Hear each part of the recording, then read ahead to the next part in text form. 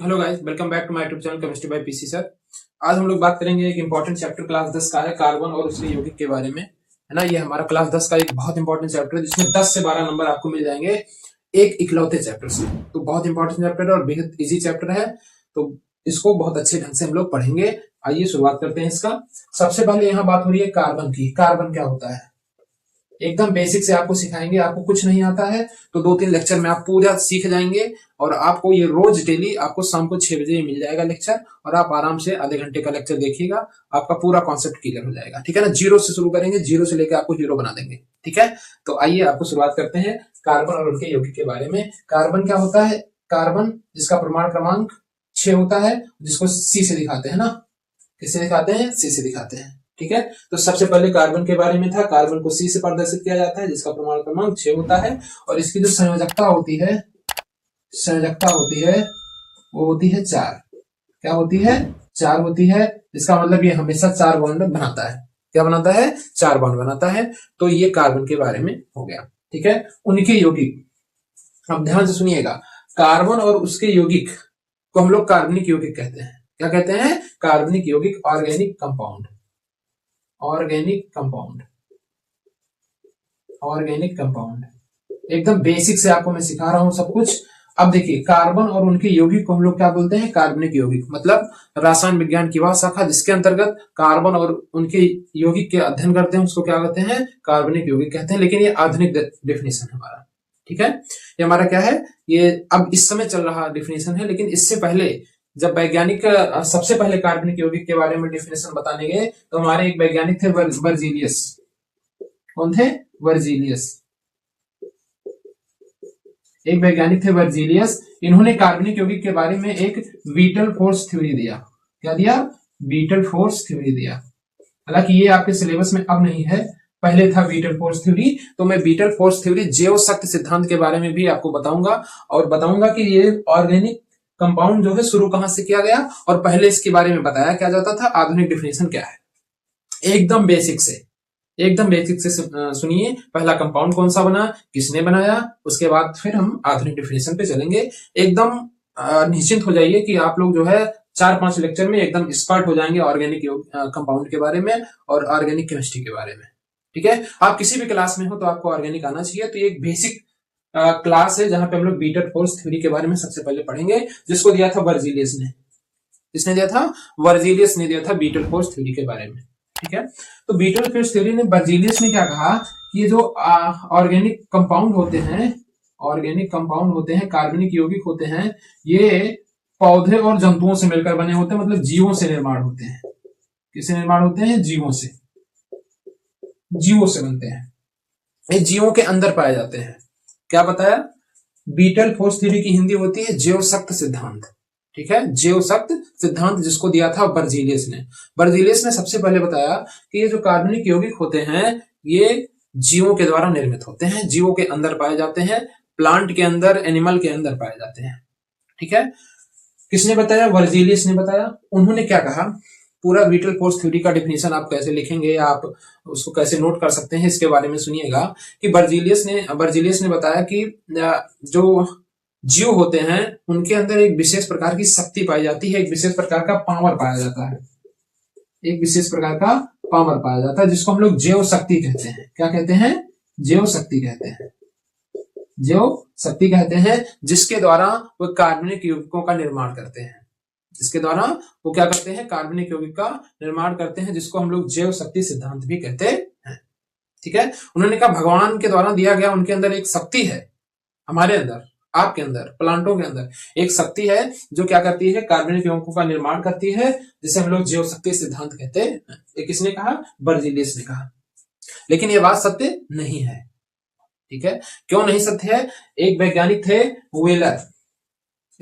थे व्हीलर, जिन्होंने क्या किया? व्हीलर ने सबसे पहले जो है क्या किया? प्रयोगशाला में पहला यौगिक बना दिया। प्रयोगशाला में उन्होंने यूरिया का निर्माण कर दिया। किसका निर्माण कर दिया? यूरिया का निर्माण कर दिया। उन्होंने पहला एक ऐसा ऑर्गेनिक कंपाउंड बना दिया जिसका नाम था यूरिया। अब मुझे बताइए, वर्जीलियस ने क्या कहा था जीव शक्ति सिद्धांत में कि हम लोग कभी भी जो हमारा जो ऑर्गेनिक कंपाउंड होता है वो जीवों के द्वारा निर्मित किया जाता है, उसके अंदर एक विशेष प्रकार की शक्ति होती है, पावर होती है जो भगवान ने उनको दिया है, जिसके द्वारा वो जो है अपने अंदर कार्बनिक यौगिक का निर्माण कर देते हैं। लेकिन वही भाई साहब बैठे थे, कौन, व्हीलर साहब बैठे थे, उन्होंने कहा नहीं ऐसा कुछ नहीं है, मैं बना के दिखाता हूं कार्बनिक यौगिक। उन्होंने बना दिया सबसे पहले यूरिया। क्या बना दिया? यूरिया बना दिया। तो जब उन्होंने यूरिया का निर्माण कर दिया तो कहा आपकी जीव शक्ति सिद्धांत गलत है, हमने तो यूरिया का निर्माण कर दिया, तो हमको या तो भगवान मानो या तो आप ये बात कहना बंद कर दो कि ऑर्गेनिक यौगिक जो है जीवों के द्वारा ही निर्माण होता है, उनके अंदर एक विशेष प्रकार की शक्ति होती है। तो वर्जीलियस साहब मान गए, है ना। तब मान गए जब दूसरा कंपाउंड बन गया हमारा मेथेन। दूसरा कंपाउंड हमारा क्या बन गया? मेथेन, जिसको बनाया था वर्थलेट ने। जिसको किसने बनाया था? वर्थलेट ने। अब बताइए किसमें बनाया? प्रयोगशाला में एक्सपेरिमेंट करके बनाया उन्होंने। मेथेन का फार्मूला क्या होता है? CH4। मेथेन का फार्मूला क्या होता है? CH4, है ना। यूरिया का formula NH2CO NH2, NH2CO NH2। ठीक है, अब पूरी कहानी समझिए आप लोग, एकदम बेसिक से समझिए।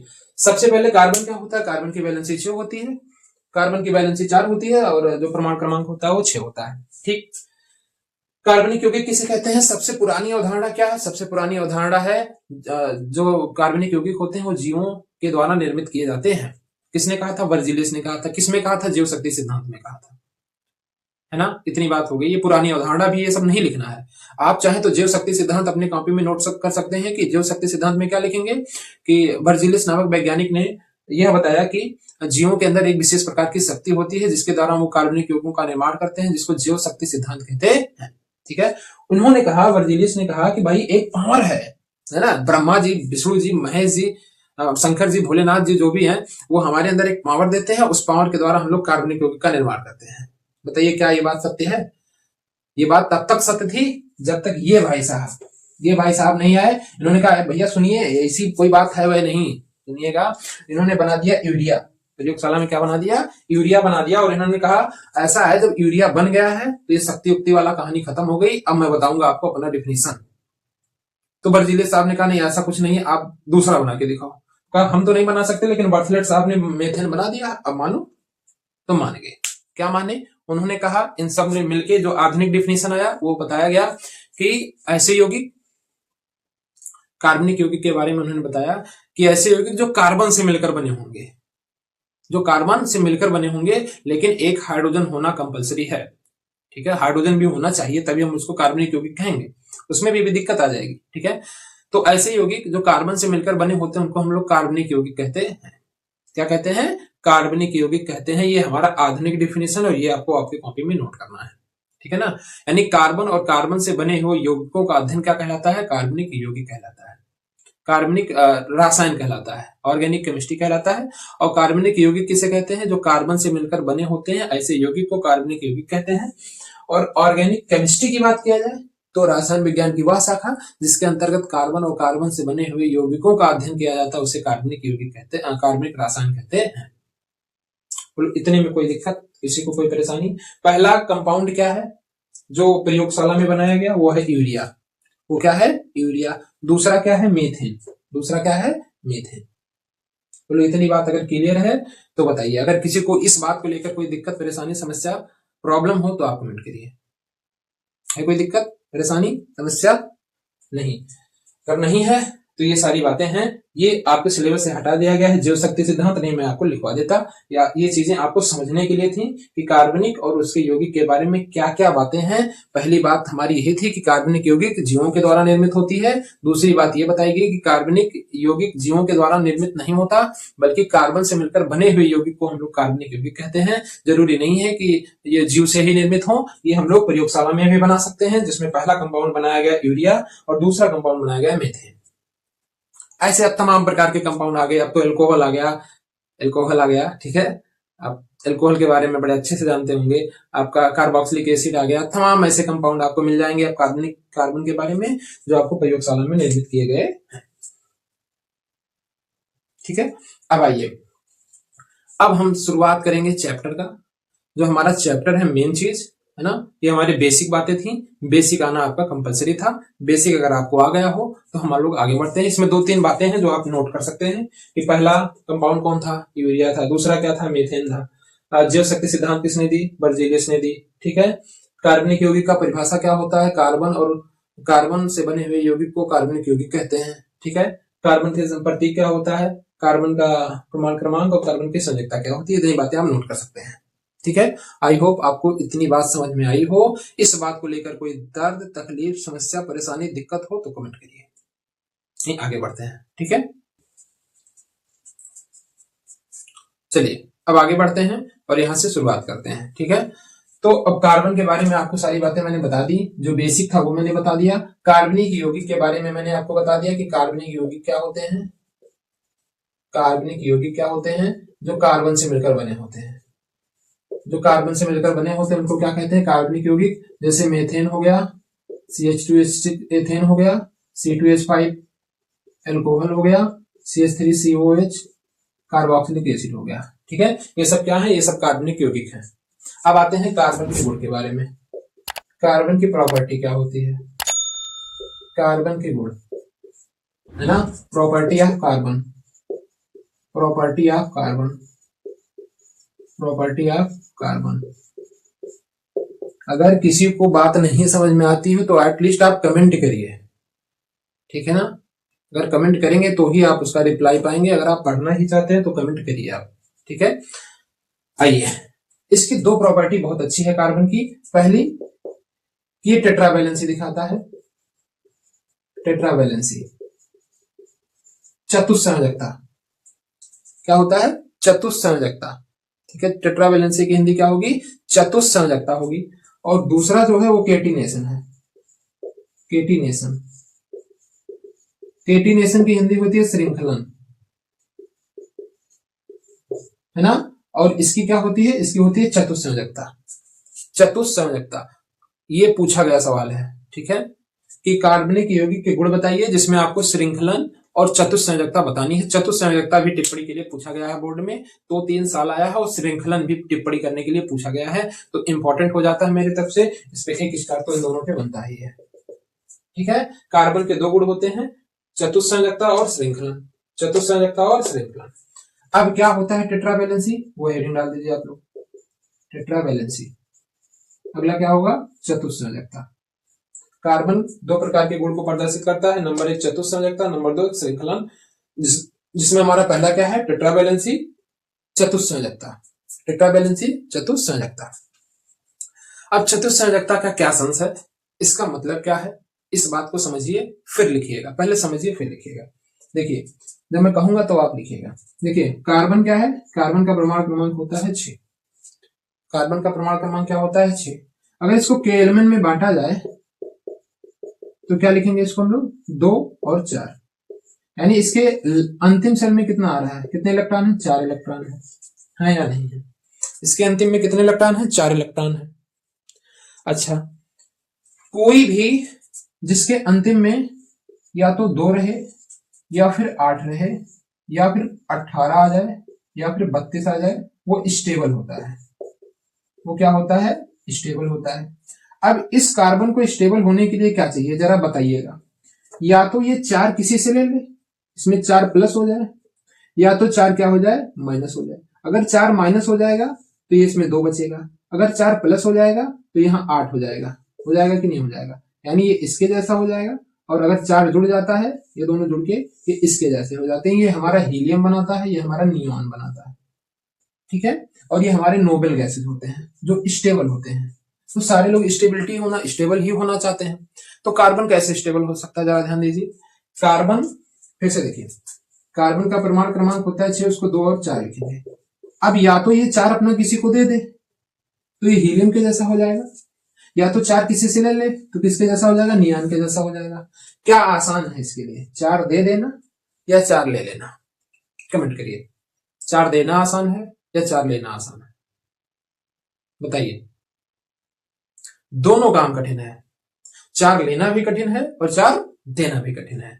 तो ऐसी स्थिति में ये क्या करेगा, ये अपने चारों इलेक्ट्रॉन को ना तो देगा ना तो लेगा, 4 इलेक्ट्रॉन की शेयरिंग करेगा, साझेदारी करेगा। क्या करेगा, साझेदारी करेगा, किसी बगल वाले से क्या करेगा, साझेदारी करेगा 4 इलेक्ट्रॉन की। मतलब 4 एक बार अपना देगा, फिर 4 उससे भी लेगा, तो दोनों मिला के 8 बना देंगे। इसी बात को हम लोग कहते हैं चतुस्संयोजकता। क्या कहते हैं, चतुस्संयोजकता कहते हैं। क्यों, क्योंकि 4 बॉन्ड ये बनाता है कार्बन, 4 इलेक्ट्रॉन की ये शेयरिंग करता है ना। तो कार्बन पे ना तो प्लस आता है, ना ही कार्बन पे कभी माइनस आता है। तो इसके बारे में अगर लिखना हो तो क्या लिखेंगे टेट्रावैलेंसी के बारे में, कि ध्यान सुनिएगा और आप इसको लिख भी लीजिएगा कि कार्बन का परमाणु क्रमांक 6 होता है। इसका इलेक्ट्रॉनिक विन्यास करने पर इसको 2 और 4 लिखते हैं, जिसके लिए 2 परिस्थिति बनती है। कार्बन या तो 4 इलेक्ट्रॉन देकर अस्थायी हो जाए, 2 स्थिति बनती है, उसमें नंबर 1 क्या हो गया, कार्बन या तो 4 इलेक्ट्रॉन देकर अस्थायी हो जाए, और नंबर 2 कार्बन या तो 4 इलेक्ट्रॉन लेकर अस्थायी हो जाए। कार्बन 4 इलेक्ट्रॉन देकर अस्थायी हो जाए या कार्बन 4 इलेक्ट्रॉन लेकर अस्थायी हो जाए। दोनों परिस्थितियों में कार्बन ना तो 4 इलेक्ट्रॉन ले सकता है, ना ही 4 इलेक्ट्रॉन दे सकता है। इसीलिए कार्बन 4 इलेक्ट्रॉन की साझेदारी करता है, जिसे हम कार्बन की चतुस्संयोजकता कहते हैं। जिससे कार्बन 4 इलेक्ट्रॉन की साझेदारी करता है, जिसे हम चतुस्संयोजकता कहते हैं। बताइए किसी को कोई दिक्कत। अब कैसे क्या करेगा, अगर हम 4 हाइड्रोजन लगा दें, हाइड्रोजन का परमाणु क्रमांक 1 होता है, इसको 1 ही लिखते हैं। अब ये कार्बन है, इसके पास अंतिम में कितने इलेक्ट्रॉन है, 4 इलेक्ट्रॉन है। ऐसे हम लोग इलेक्ट्रॉन को दिखाते हैं। ऐसे हम लोग क्या करते हैं, 1 सेकंड, नहीं दिख रहा होगा, 1 सेकंड। ये कार्बन है, 6 होता है, और हाइड्रोजन को अगर लगाएं तो हाइड्रोजन का 1 होता है, इसको 1 लिखा जाएगा। तो इसके अंतिम में कितने हैं, 4, इसके अंतिम में कितने हैं, 1। तो कार्बन को दिखाया जाए तो कार्बन को हम लोग इलेक्ट्रॉन को ऐसे दिखाते हैं, और हाइड्रोजन को हम लोग 4 हाइड्रोजन में लगाना पड़ेगा। तो ऐसे में क्या करेगा, ये इससे, इसके पास भी एक इलेक्ट्रॉन है, ये इससे इलेक्ट्रॉन ले लेगा, ये इससे इलेक्ट्रॉन ले लेगा, ये इससे इलेक्ट्रॉन ले लेगा, और ये इससे इलेक्ट्रॉन ले लेगा, ये सबसे इलेक्ट्रॉन ले लेगा। देखिए अगर आपको दिख रहा होगा तो हाइड्रोजन 2 इलेक्ट्रॉन लेके हीलियम बन गया। और कार्बन के पास कितने हैं, बड़ा गोला देखिए, 1 2 3 4 5 6 7 और 8। अंतिम में कितने आ गए, 8, 2 तो पहले से था। तो ऐसी परिस्थिति में क्या होगा कि कार्बन के अंतिम में 8 आ गए और हाइड्रोजन के अंतिम में कितने आ गए, 2 आ गए। तो ऐसे करते करते दोनों क्या हो गए, स्टेबल हो गए। तो कार्बन क्या करता है, ना तो 4 इलेक्ट्रॉन दे सकता है, ना ही 4 इलेक्ट्रॉन ले सकता है, बल्कि ये 4 इलेक्ट्रॉन की साझेदारी करता है, जिसको हम लोग कार्बन की चतुस्संयोजकता कहते हैं। ठीक है। अब हमारा दूसरा आता है केटिनेशन, श्रृंखलन। अब इसको मैं बताऊंगा कल। ठीक है, इतना ज्यादा नहीं पढ़ाएंगे कि आपको दिक्कत हो, थोड़ा थोड़ा करके पढ़ेंगे और आपको आ जाए। ठीक है, वीडियो अगर आपको अच्छी लगी हो, आपके जरा सा भी समझ में आया हो, अगर कोई परेशानी हो या कोई दिक्कत हो, समस्या हो, तकलीफ हो, तो आप अब सर दर्द, बदन दर्द, ये सब मत लिखिएगा। इस टॉपिक से रिलेटेड कोई समस्या हो तो आप कमेंट करिएगा, है ना। बाकी आप लोग पढ़ते रहिए, मेहनत करते रहिए, और मेहनत करने वाले की ही जीत होती है, उसकी जीत नहीं होती है जो घर पे बैठा और सोया हुआ, उसको लग रहा है कि अच्छा आज रात को देख लिया सपना, आप तो अरे फिट है। ऐसा नहीं होता है, मेहनत करना पड़ता है, मेहनत करने वालों की ही जीत होती है। ठीक है, नहीं कोशिश करने वालों की कभी हार नहीं होती, तो जरूरी नहीं कि जीत भी हो जाए, कोशिश करते रह जाओगे, मेहनत करना पड़ेगा। खाली कोशिश करने से काम नहीं चलेगा, यहाँ मेहनत करने से काम चलेगा। ठीक है, तो मेहनत करते रहिए। तब तक के लिए मिलते हैं फिर कल सेम टाइम, हर दिन शाम को 6 बजे आपको इसका लेक्चर मिल जाएगा। लेक्चर को देखिए, नोट्स बनाइए, अच्छे से पढ़िए। दिक्कत हो, तकलीफ हो, समस्या हो, परेशानी हो इस टॉपिक से रिलेटेड, तो आप कमेंट करिए। तब तक के लिए धन्यवाद, मिलते हैं फिर अगले वीडियो में। गुड नाइट, गुड मॉर्निंग, जब भी आप देख रहे हो। हालांकि हमारे हिसाब से तो आप 6 बजे ही देख रहे होंगे, तो इसलिए गुड इवनिंग। Thank you.